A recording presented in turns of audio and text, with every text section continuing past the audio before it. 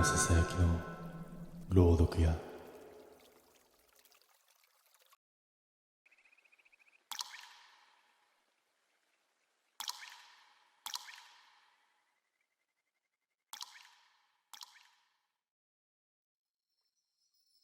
あれは3年前の冬の話です。自分は遺品整理の仕事をしています。孤独死や事故物件、いわゆる出ると噂される部屋も何度も担当してきました。正直、多少のことでは驚かないつもりでした。でも、あの案件だけは別です。今でも似たような箱を見ると手が止まってしまいます。依頼は一見普通でした。一人暮らしの男性が亡くなり、親族から部屋の整理を頼まれた、よくある内容です。ただ、最初の電話から少し違和感がありました。依頼主は妙に淡々としていたんです。悲しんでいる様子もなく、事務的というより、感情が抜け落ちている感じで。そして何度もこう言いました。中身は確認しなくていいので、全部処分してください。普通は、残してほしいものや貴重品の確認があります。でもその人は、全部でいいと繰り返すだけでした。一度だけ、開けない方がいいものとかありますかと聞いたんですよ。すると少し間があってからこう返ってきました。全部です。その言い方が妙に引っかかりましたが、仕事としては成立しているので、そのまま受けることにしました。現場の部屋に入った瞬間、空気の違いに気づきました。冬なのに湿っていて、重い。長く締め切った部屋の匂いとは違う、どこか生っぽい空気でした。それに、生活感が妙に残っているんです。亡くなってから時間が経っているはずなのに、ついさっきまで人がいたような気配がある。同僚も、なんか変ですね、と小さく言っていました。そして作業自体は順調に進んでいきました。ただ、細かい違和感がいくつかありました。まとめたはずのものの位置が微妙に変わっていたり、誰も触っていない棚の引き出しが少し開いていたり。最初は気のせいだと思っていました。でも、同僚も同じことを言い始めたんです。さっき、これ動かしましたか？そういうやりとりが何度か続きました。そして、問題の箱を見つけたのは、作業を始めて2時間くらい経った頃です。押し入れの奥、一番取りにくい場所にそれはありました。古びた木箱で縄のようなもので何重にも縛られていて、その上から札のような紙が何枚も貼られていました。見た瞬間、嫌な感じがしました。でも同時に、これが原因かもしれないって思ってしまったんです。この部屋の違和感の正体、それを確かめれば終わるんじゃないかと。だけど同僚が、やめた方がいいんじゃないですかと言いました。それは珍しく、はっきりとした口調でした。それでも自分は開けました。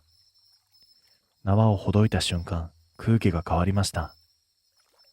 重さではなくて、圧力みたいなものに変わったんです。耳鳴りのような音がして、部屋の中の音が全部遠くなる感覚でした。箱の中に入っていたのはノートでした。どこにでもある普通の大学ノートです。でもそれを開いた瞬間に分かってしまいました。これは普通ではない。ページいっぱいに文字が書かれていて、同じ名前が何度も何度も繰り返されています。しかも、インクの色や筆跡がバラバラなんです。まるで違う人間が同じことをずっと書き続けたみたいに。そしてその中に俺の名前がありました。その瞬間、スマホが震えました。それは依頼主からの着信でした。そして出るとすぐに言われました。それ、見ました。それは分かっていたような口調だったんです。俺が黙っていると相手は続けました。それ、処分できないんですよ。前に頼んだ業者何人もいるんですけど、全員ダメになってて。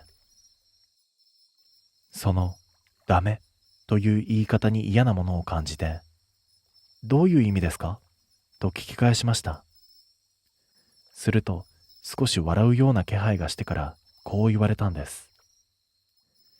戻ってこないんです。その直後、背後で音がしました。振り向くと、同僚がノートを手にしていました。そして、無言でページをめくり続けていたんです。パラパラ、パラパラと一定の速さで。止めようとして近づいた瞬間、異常に気づきました。それはノートの厚みが増えているんです。それはさっきより明らかにページが多い。しかも新しく現れたページには名前だけではなく文章が増えていました。見た、触った、開けた。短い言葉が並んでいて、その下に名前が書かれている。それは全部この部屋に入った人間の名前だったんです。やめろ！俺はとっさにノートを奪い取りました。その拍子に床に落ちてページが開きました。そしてそこに書かれていたのは同僚の名前だったんです。そしてその下に、次、とだけ書かれていました。顔を上げると同僚がこちらを見ていました。そして表情が違っていたんです。目の焦点が合っていないのに確実にこちらを見ている。そしてゆっくりと口が動いて、まだ足りない、とはっきりと言いました。そしてその声は同僚のものではありませんでした。次の瞬間、部屋のあちこちで音がし始めました。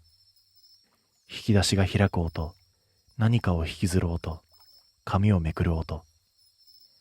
誰もいないはずなのに、複数の作業が同時に進んでいるような、そんな音でした。俺はノートを投げて部屋を飛び出しました。そして俺の背後では、まだページをめくる音が続いていました。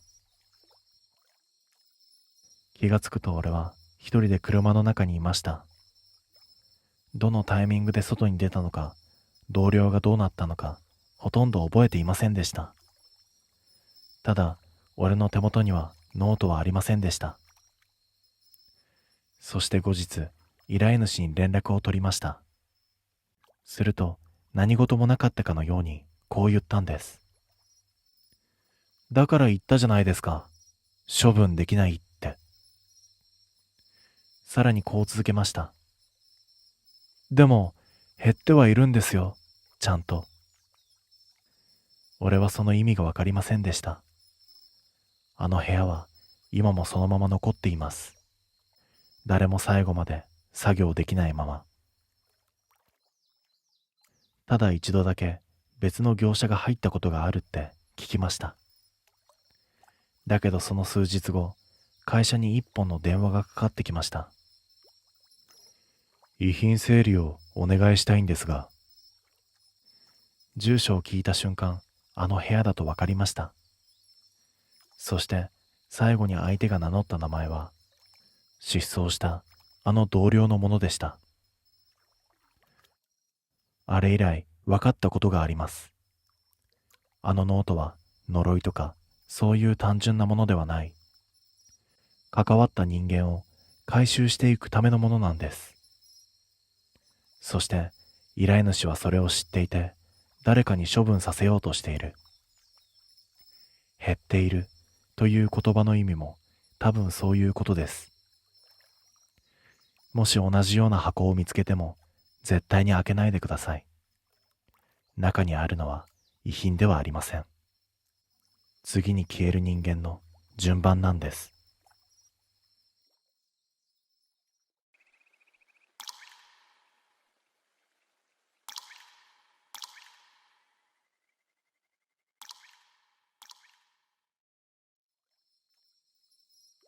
これは俺が遺品整理の仕事を始めてまだ間もない頃の話だ。現場の空気にも慣れていなくて、正直どこまでが普通でどこからが異常なのかもよく分かっていなかった。だからその日も違和感には気づいていたはずなのに深く考えなかったんだ。その日は都内から少し離れた古いマンションの一室を担当することになった。築年数はそこそこだが、見た目は普通で、いわゆるよくある現場だった。ただ一つだけ気になる点があった。依頼書の備考欄に赤文字でこう書かれていたんだ。供養済み、問題なし。わざわざそんなことを書くのは珍しい。普通供養なんて終わっていて当たり前だし、書く必要もない。先輩にそれを聞いたら少しだけ間を置いてからこう言った。その部屋何回もやってるんだよ。意味がわからなかった。何回もって同じ部屋をですか？そう、住人が変わるたびに依頼が来るんだ。で、毎回供養済みって書いてある。冗談にしては笑えなかった。でも仕事だから行くしかない。その日は俺一人での作業だった。部屋は3階の角部屋。玄関を開けた瞬間、妙な静けさがあった。生活感が薄い。亡くなったばかりの部屋って普通は途中の感じが残る。でもその部屋は違った。まるで何度も片付け直されているみたいだった。気味は悪かったが作業を始めた。最初に違和感が出たのは押し入れだった。中は空のはずなのに、扉を開けた瞬間、奥からかすかに生活音みたいなものが聞こえてきたんだ。布ずれみたいな音。誰かが中で動いたような気配。俺は思わず閉めたが、もう一度開けると何もなかった。ただの空の収納だった。その時点で帰ればよかったんだと思う。でもその時は疲れてるのかなくらいにしか思わなかった。作業を続けていくうちにもっとおかしなことに気づいた。遺品が少なすぎるんだ。一人暮らしのはずなのに、衣類も食器も最低限しかなかった。それはまるで誰かが必要な分だけを残して処分した後みたいだった。そして机の引き出しから一冊のノートが出てきた。それは日記だった。俺は何気なくページをめくっていくと、途中から内容がおかしくなっていた。また供養された。意味がない。ここにいるのは私じゃない。字は同じなのに、書いている人間が変わったみたいな違和感があった。さらに読み進めると、こんな一文があった。前の人も同じことを言っていた。そこで背中が冷たくなった。前の人。つまり、この部屋には同じことを経験した誰かが何人もいたってことになる。その瞬間背後で音がした。ガタッと小さな音。振り向くと、さっき開けた押し入れの扉が少しだけ開いていたんだ。俺は確かに閉めたはずなのに。俺はゆっくりと近づいて扉を開ける。暗い奥。その奥行きが明らかにおかしかった。こんなに深いはずがないんだ。そして見えてしまった。なんと奥に人がいたんだ。いや、いた形のものがこっちを見てたんだ。顔ははっきりとしない。でも視線だけがわかる。そしてその瞬間、頭の中に声が流れ込んできた。供養なんてされてない。これは残ってるんじゃない。積み重なってる。その意味が理解できてしまった。この部屋は霊がいるんではない。ここで生きて、壊れて、消えていった人間の意志が全部残っているんだ。供養されるたびに消えるどころか上書きされていく。だから遺品が減っていた。前の人間の痕跡が次の人間に吸収されていくから。俺は逃げようとした。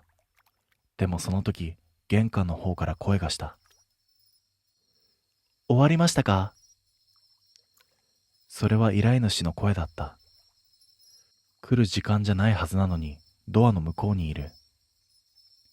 ドアスコープを覗くと、確かに依頼主が立っていた。でも、その後ろに何人もいる。顔は見えないのに分かってしまった。それは、この部屋にいた人間たちだ。そして依頼主がもう一度言った。ちゃんと整理できました？その声にノートの最後のページの言葉が重なってしまった。次の人へ。そこで俺は気づいた。この仕事自体が引き継ぎなんだと。遺品整理じゃない。ここに残ったものを次に渡すための作業だ。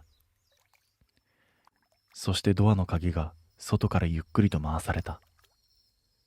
カチッと音がした瞬間、押し入れの奥から手が伸びてきた。あれからその部屋のことは会社でも話題に出なくなった。ただ一度だけ見たことがある。新しい依頼書、同じ住所、そして備考欄には赤文字でこう書かれていた。供養済み、問題なし、と。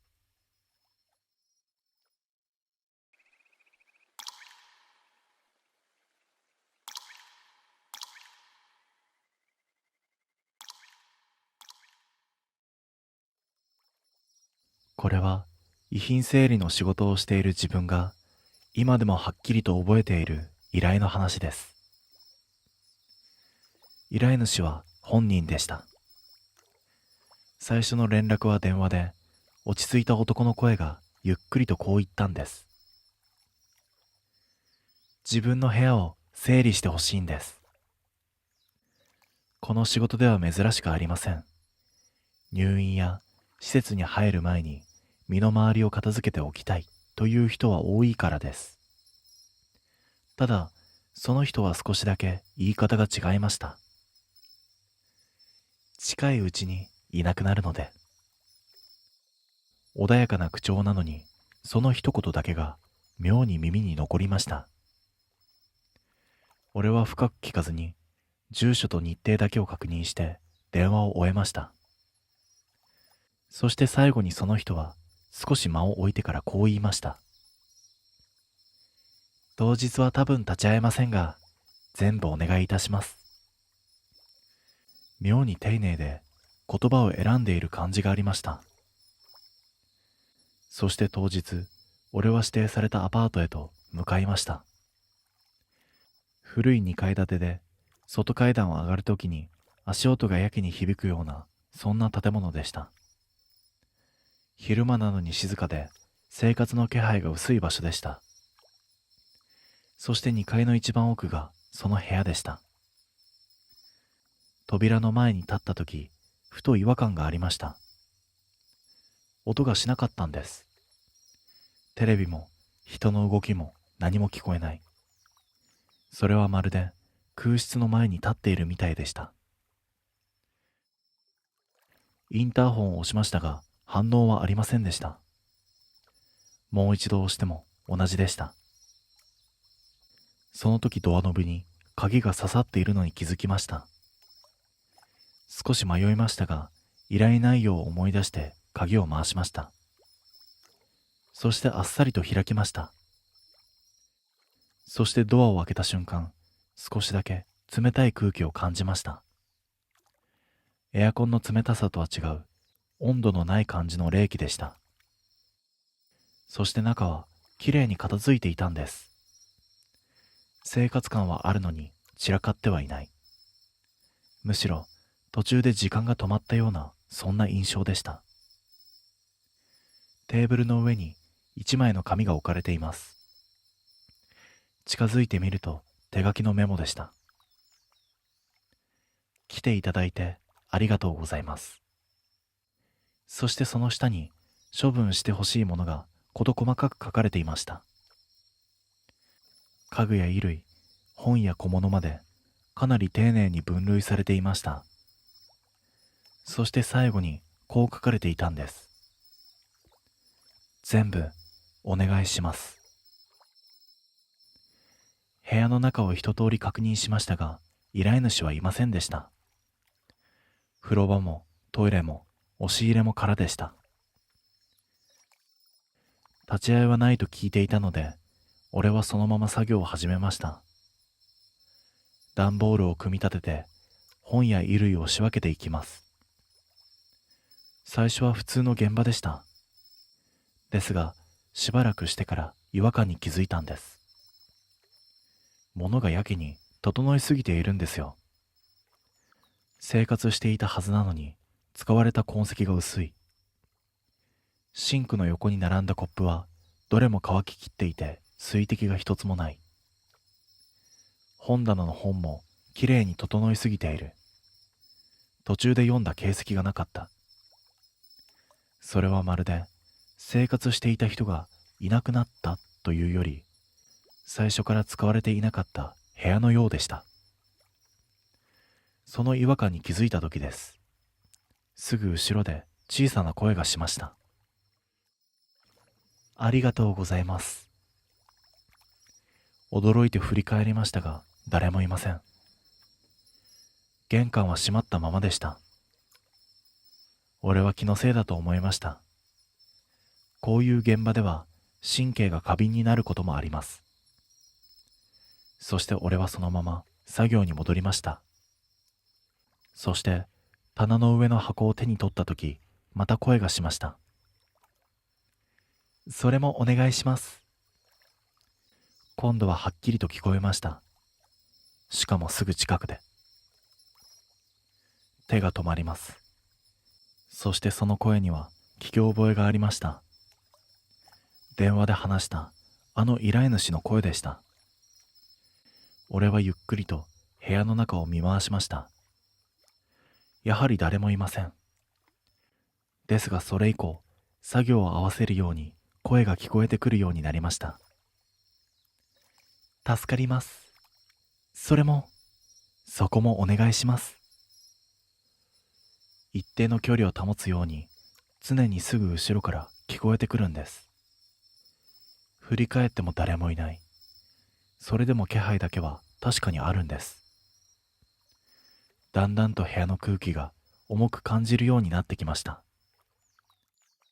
そしてここで初めて俺は作業の手を止めました。そして管理会社に電話をかけたんです。担当者は部屋番号を聞いた後、少し黙りました。それから落ち着いた声でこう言ったんです。ああ、その部屋の方ならもう亡くなっていますよ。その一言で頭の中が真っ白になりました。俺は思わず聞き返しました。え？担当者は続けました。発見されたのは数日前ですね。身内の方から片付けの依頼が入る予定だったんですが。そこで言葉が止まりました。俺は何も言えませんでした。電話を切った後、ゆっくりと顔を上げました。さっきまでと同じ部屋のはずなのに、もう誰もいない部屋には見えなかったんです。むしろ誰かがずっと見ている部屋に変わっていました。その時です。すぐ後ろではっきりと声がしました。まだ終わってませんよ。さっきまでよりも近い、ほとんど耳元の距離でした。振振り返ることができませんでした。そこにいると分かってしまったからです。全部お願いしたでしょ。そして低くゆっくりとした声でした。その瞬間、自分の体が勝手に動きました。止めようとしても手が動くんです。また作業を再開していました。頭ではおかしいと分かっているのにやめられない。箱に物を詰めながらずっと同じ声が聞こえていました。それもそこもお願いします。そして気づいたんです。その声は少しずつ近づいてきていることに。その声は少しずつ近づいてきていました。最初は背後の少し離れた位置だったはずなのに、作業を続けるほどに距離が詰まっていくんです。それもそこもお願いします。声は相変わらず穏やかで丁寧でした。だからこそ余計におかしいんです。まるで本当にすぐ後ろに立って指示をしているみたいでした。俺は振り返ることができませんでした。一度見てしまったら終わる気がしたんです。手は止まりませんでした。止めようとしても勝手に動く。本を箱に入れて衣類をまとめて小物を仕分けていく。その度にありがとうございますとすぐ後ろで声がする。そしてだんだんと息がかかるような距離になってきました。首の後ろがじわっと冷たくなるんです。それでも俺は作業を続けていました。いや、続けさせられていました。どのくらい時間が経ったのかわかりません。気づいた時には部屋の中はほとんど空になっていました。家具も小物もほとんど運び出す準備ができていました。残っていたのはテーブルだけでした。そしてその上に最初から置かれていたあの紙。気づくと声が止まっていました。あれだけずっと聞こえていたのに急に何も聞こえなくなったんです。そして部屋が妙に静かになりました。さっきまでの気配も消えていたんです。俺は恐る恐るゆっくりと後ろを振り返りました。だけど誰もいませんでした。やっぱり最初から誰もいなかったみたいに。その静けさの中で俺はテーブルに近づきました。残っているのはその紙だけでした。手に取ると少しだけ湿っている気がしました。さっきまでは乾いていたはずなのに。表には最初と同じ文が書かれていました。来ていただいてありがとうございます。全部お願いします。それを裏返した時です。裏に文字が増えていました。それはさっきまでなかったはずの文字です。最後に。その下にゆっくりと書かれていました。あなたもお願いします。背中が一気に冷えました。その瞬間、玄関の方で音がしたんです。カチッと小さな音でした。そして鍵が閉まる音がしました。外からではありません。内側から閉めた音でした。俺はゆっくりと振り返りました。玄関のドアは確かに閉まっていました。そしてそのドアの前に誰かが立っている気がしたんです。だけど姿は見えません。でもそこにいるとわかるんです。俺は動けませんでした。するとその時、すぐ耳元で声がしました。それは今までで一番近い距離でした。まだ残っていますよ。低くはっきりとした声でした。視線がゆっくりと下に引かれました。自分の手元、それはいつの間にか伝票とペンを持っていました。それは見積書でした。俺が書いたものです。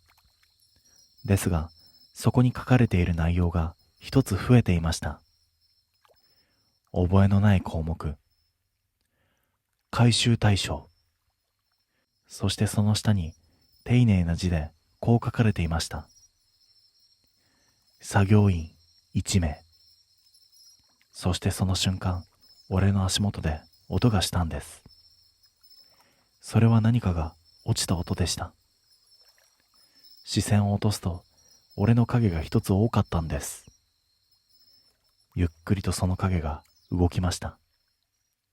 自分とは違う動きで少し遅れて、ぴったりと重なるように。その時俺ははっきりと理解しました。あの依頼は最初から遺品整理なんかじゃなかった。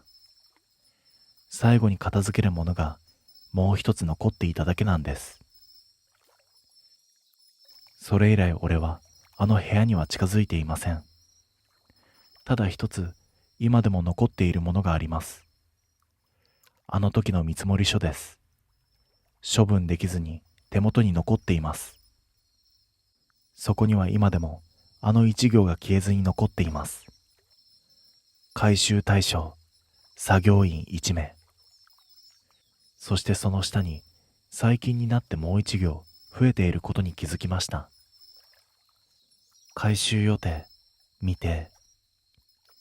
それはまるでまだ終わっていないみたいに